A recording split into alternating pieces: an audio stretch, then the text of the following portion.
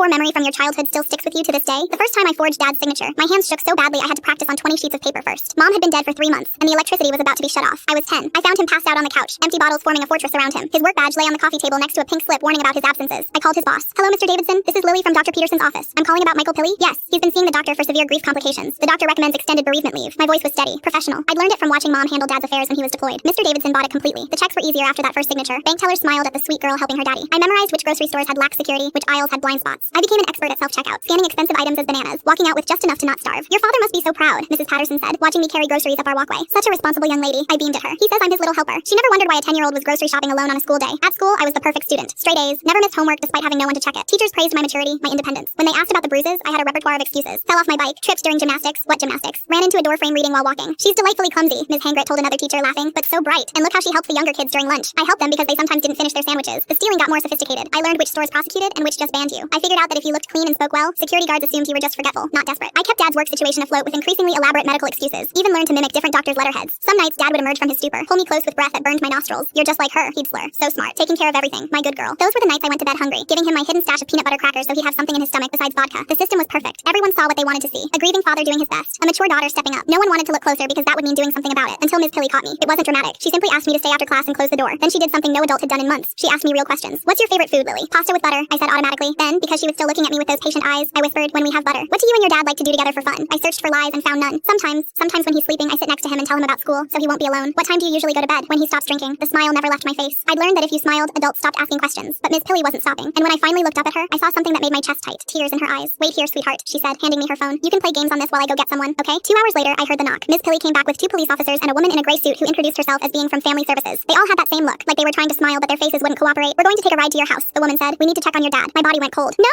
he's sleeping. He needs to sleep off the grief medicine." But they were already walking me to the car. I tried to run, but Officer Kim caught me gently. "It's okay," she said. "We're going to help." "You don't understand," I screamed. "I have to call his work tomorrow. I have to deposit the check. There's no food, and he doesn't know where I hide the money, and—" "Shh," the woman said. "That's not your job, honey." When we got home, Dad didn't answer. The police said they needed to do a wellness check. I begged them to leave him alone, told them he just needed rest, promised I'd take better care of him. "Please," I sobbed. "I'll be better. I won't let the food run out again. I'll forge the checks better. I promise." The woman's face crumpled. She nodded to the officers. When they opened Dad's bedroom door, the smell hit me first. Stale alcohol, unwashed clothes, and something else. Something that made the officers immediately push me back. "Call EMS," one said urgently. "Now." "Dad!" I fought against the arms holding me. "Dad, wake up! I'm sorry. I'll get more food. I'll fix it." But as the paramedics rushed past me, as I heard words like unresponsive and possible alcohol poisoning, I realized my careful system hadn't been protecting him. It had been hiding him while he died. The social worker held me as I screamed, my responsible voice finally shattering into what it really was. A terrified child who'd been drowning for months. "He needs me," I kept saying. "Who's going to take care of him?" "The doctors will," she promised. "And someone's going to take care of you now too." As they wheeled him out on a stretcher, oxygen mask on his gray face, I saw our house clearly for the first time in months. Empty bottles everywhere. Forged checks scattered on the table. My practice signatures. The stolen food in the cabinets. Evidence of a 10-year-old trying to hold up an entire world. Is he going to die? Full story on channel linked below.